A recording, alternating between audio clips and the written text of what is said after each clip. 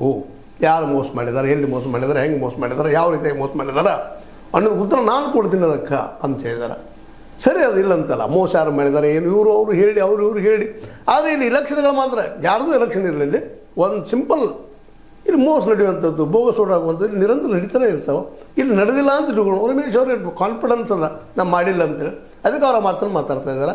ಏನಾದರೂ ಪ್ರೂವ್ ಮಾಡೋದು ಎಲ್ಲೆಲ್ಲಿ ಬೋಗಸ್ ನಡೆದು ಅನ್ನೋದು ಸತೀಶ್ ಅವರು ಅದಕ್ಕೆ ಉತ್ತರ ಕೊಡಬೇಕಾಗ್ತದೆ. ಯಾಕಂದರೆ ಎಲ್ಲಿ ನಡೀತು, ಯಾವ ರೀತಿ ಮೋಸ ನಡೀತು, ಏನು ಮಾಡಿದರು ಅಂತೇಳಿ. ಮತ್ತು ಅವರು ಚಾಲೆಂಜ್ ಮಾಡಿದಾರಲ್ಲ, ಆ ಚಾಲೆಂಜ್ ಉತ್ತರ ಕೊಡಬೇಕಾಗಿದ್ದು ಸತೀಶ್ ಅವರ ಕರ್ತವ್ಯನೂ ಹೌದು. ಜೊತೆಗೆ ಒಂದು ಸಣ್ಣ ಮಿಸ್ಟೇಕ್ ಇಷ್ಟ, ಅವ್ರು ಕೇಳಿದ ತಪ್ಪಲ್ಲ, ಕೆ ಡಿ ಪಿ ನಡೆಸಿದ ತಪ್ಪಲ್ಲ, ಕೆ ಡಿ ಪಿಯಲ್ಲಿ ಪ್ರಶ್ನೆ ಮಾಡಿದ್ದು ತಪ್ಪಲ್ಲ. ಆ ಕೆಲಸಗಳಿಗೆ ಸಂಬಂಧಿಸಿದಂಥದ್ದು ಅವು ಕೇಳಬೇಕು. ಎಲೆಕ್ಷನ್ ಅನ್ನೋದು ಬಂದಾಗ ಸಹಜವಾಗಿ ಎಲ್ಲ ಪಾರ್ಟಿಗಳು ಮಾಡ್ತಾ ಇದ್ದಾವೆ, ಇದರಲ್ಲಿ ಎರಡು ಮಾತಿಲ್ಲ. ಮುಂದೆ ಸ್ವಲ್ಪ ಆವೇಶದಲ್ಲಿ ಅವ್ರು ಬಿ ಜೆ ಪಿಗರಿದ್ದಾರೆ, ರಮೇಶ್ ಕತ್ತಿಯವರು ನಾವು ಪ್ರಾಮಾಣಿಕರು ಅಂತ ಮಾತು ಅವ್ರು ತಿಳ್ಕೊಂಡಿದ್ದಾರೆ. ಇರಲಿ, ತಪ್ಪೇನಾದ್ರು ಅದರಲ್ಲಿ. ಅದೇ ರೀತಿ ಕಾಂಗ್ರೆಸ್ಗೂ ನಾವು ಪ್ರಾಮಾಣಿಕರು ಅವ್ರು ಹೇಳ್ಕೊಳ್ತಾರೆ, ಅದು ಇರಲಿ. ಆದರೆ ಇವ್ರ ಮಧ್ಯದಲ್ಲಿ ಸತ್ಯ ಇರ್ತದೆ, ಆ ಮಾತು ಬೇರೆ.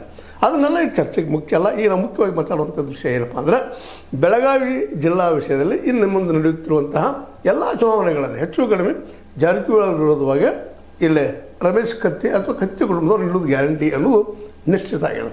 ಹೀಗಾಗಿ ಜಿಲ್ಲೆಯ ಈ ಒಂದು ವಿಭಾಗ ಅಥವಾ ಈ ಜಿಲ್ಲೆಯ ಈ ಒಂದು ಸ್ಥಿತಿ ಇವತ್ತು ಕಾಂಗ್ರೆಸ್ ಮತ್ತು ಬಿ ಜೆ ಪಿ ಅನ್ನೋಕ್ಕಿಂತಲೂ ಬಿ ಜೆ ಪಿಗರಲ್ಲಿ ಒಂದು ನಾವು ಸ್ವಭಾವ ನೋಡಿದ್ದೀವಿ. ಮೊನ್ನೆ ಈಗ ನಮ್ಮ ಚರ್ಚೆ ಮಾಡಿದ್ದೀವಿ ನಾವು ಆ ದಿಶೆಯಲ್ಲೇ.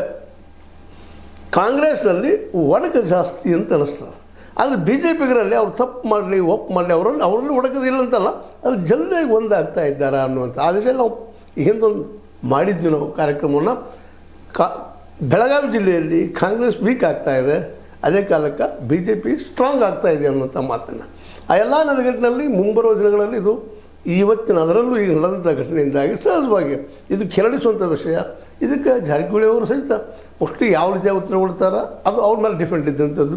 ಬಟ್ ಈಗ ಮಾತ್ರ ಸ್ಪಷ್ಟ ಆಗ್ಯದ ಇವೆಲ್ಲ ಮಾತುಗಳಿಂದ. ಇವತ್ತು ಕತ್ತಿ ಅವರು ತಮ್ಮದೇ ಆದಂಥ ಒಂದು ಪ್ರಬಲವಾದ ತಂಡವನ್ನು ಜೊತೆಗೆ ಬಿ ಜೆ ಪಿಯಲ್ಲಿ ಪ್ರಮುಖ ಸ್ಥಾನವನ್ನು ಪಡ್ಕೊಳ್ಳುವಂಥ ಎಲ್ಲ ಸಾಧ್ಯತೆಗಳಿಗೆ ಬರೋ ಜೊತೆಗೆ ಬಿ ಜೆ ಪಿಯನ್ನು ಇನ್ನಷ್ಟು ಜೋರಾಗಿ ಬೆಳೆಸುವಂಥದ್ದು ಮುಂಬರುವ ಚುನಾವಣೆಯಲ್ಲಿ ಮಾತ್ರ ನಿಶ್ಚಿತವಾಗಿ ಎಲ್ಲ ಸವಾಲಾಗುವಂಥ ಸಾಧ್ಯತೆಗಳಿದ್ದಾವೆ. ಜೊತೆಗೆ ಈ ಒಂದು ಸ್ಟ್ಯಾಂಡನ್ನು ನೋಡಿ